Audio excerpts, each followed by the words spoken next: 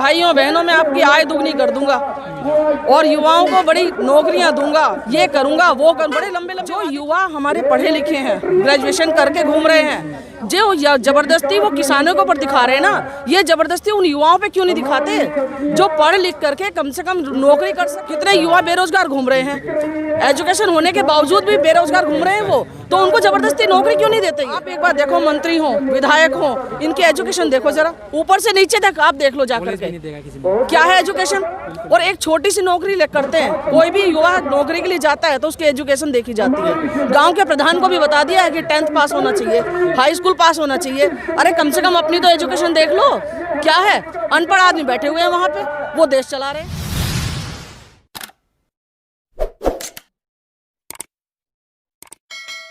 आपका क्या नाम है? बबली सिंह, जिला हापुड़ से आई हूँ। जिला हापुड़ से आए हो? हाँ जी। तो आप क्या यहाँ पे व्यवस्था संभाल रहे हो?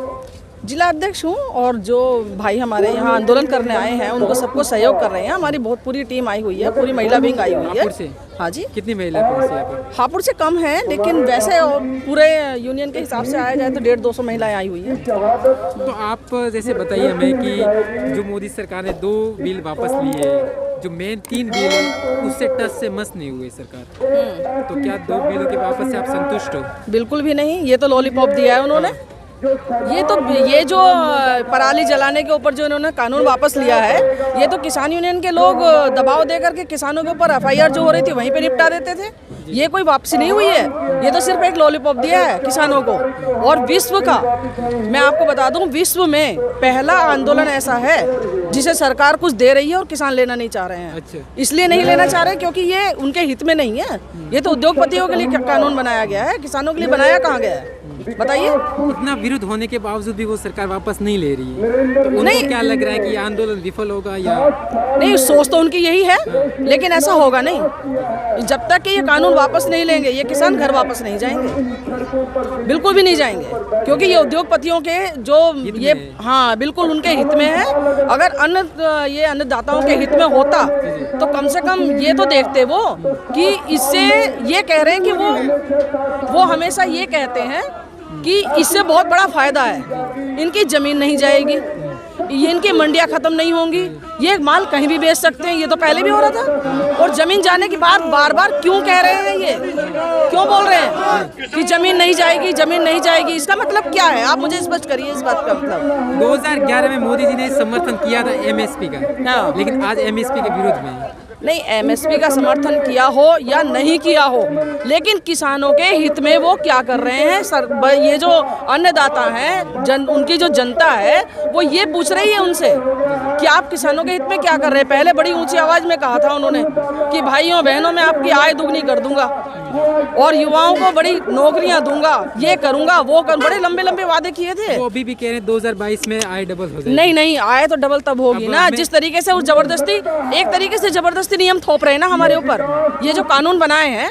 ये किसानों पे जबरदस्ती थोप रहे हैं कि जी आपका फायदा होगा, 1.5 साल देख लो, 1 साल देख लो, आपका फायदा होने वाला है। मैं एक बात कहना चाह रही हूँ आपके माध्यम से, जो युवा हमारे पढ़े लिखे हैं, ग्रेजुएशन करके घूम रहे हैं, जो जबरदस्ती वो किसानों के ऊपर दिखा रहे हैं ना, ये जबरदस्ती उन युवाओं पे क्यों नहीं दिखाते जो पढ़ लिख करके कम से कम नौकरी कर सकें। कितने युवा बेरोजगार घूम रहे हैं, एजुकेशन होने के बावजूद भी बेरोजगार घूम रहे हैं वो, तो उनको जबरदस्ती नौकरी क्यों नहीं देते। ये देश का हित होगा। दूसरी बात एक और, युवा जो है आज नशे की कगार पे खड़े हुए हैं। ज्यादातर युवा नशा कर रहे हैं, इसको क्यों नहीं खत्म करते? ये नशा मुक्त कर दें भारत को। जो काम करने हैं वो करते नहीं। पूरा देश, आज की युवा पीढ़ी जो है, जो आगे देश को चलाना चाहती, मतलब चला सकती है, उसको आगे बढ़ा सकती है, वो तो नशे में डूबी हुई है। कम से कम इस तरफ तो ध्यान देंगे, जो काम करने के हैं वो तो ये करेंगे नहीं। आज तक आप एक बार देखो, मंत्री हो, विधायक हो, इनकी एजुकेशन देखो जरा, ऊपर से नीचे तक आप देख लो जाकर के, क्या है एजुकेशन। और एक छोटी सी नौकरी करते हैं, कोई भी युवा नौकरी के लिए जाता है तो उसकी एजुकेशन देखी जाती है। गांव के प्रधान को भी बता दिया है कि 10th पास होना चाहिए, हाई स्कूल पास होना चाहिए। अरे कम से कम अपनी तो एजुकेशन देख लो, क्या है। अनपढ़ आदमी बैठे हुए हैं वहाँ पे, वो देश चला रहे हैं। मैम एक सवाल मेरा है, जैसे मोदी सरकार जितने भी कानून लाए, जैसे NRC हो, 370 हो, नोटबंदी हो, वो सब वापस नहीं लिए, तो क्या किसान आंदोलन भी वो ये जो 3 बिल वापस देखिए, नोटबंदी तो वापस इसलिए नहीं दी, इसलिए नहीं करी उन्होंने क्योंकि पूरी प्रजा का, पूरे जितने भी मतलब उनके कहना चाहिए कि ये जन समूह था, उनका सभी का सहयोग था, क्योंकि वो ये मान रहे थे कि मोदी जी कुछ अच्छा करेंगे। जो उन्होंने दिन दिखाए थे ना, एक छलावा दिखा दिया था कि मैं बहुत अच्छा काम करूंगा, मैं आपकी आय दुगनी कर दूंगा, मैं युवाओं के लिए ये करूंगा, मैं महिलाओं के लिए करूंगा, कुछ तो नहीं किया, सब धड़ाम हो गया। क्या किया? एक भीख देनी और शुरू कर दिए। भीख नहीं चाहिए, किसी किसान को नहीं चाहिए, वो 6-6 हज़ार रुपए देते, 2,000 रुपए देते, हमें चाहिए क्यों? भाई कानून बनाओ, जो कानून हम चाह रहे हैं उसको बनाओ ना। एक बात बताओ, आपको हम जबरदस्ती कुछ चीज देना चाह रहे हैं और आप लेना नहीं चाह रहे, तो मेरा क्या स्वार्थ है कि मैं आपको जबरदस्ती दूं वो चीज?